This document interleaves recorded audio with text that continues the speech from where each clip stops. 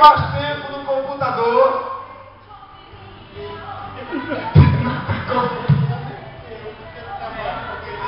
Não pode falar os dois, viu? Só apresentar a placa. Terceiro, quem é o mais estressado dos dois? O mais estressado. Quem dos dois chora mais?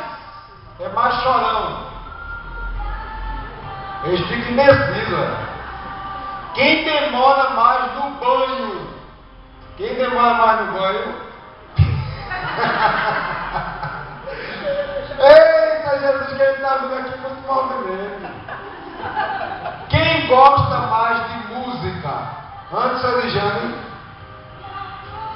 Quem diz mais, eu te amo? Quem é que mais diz eu te amo? Levanta a placa. Os dois.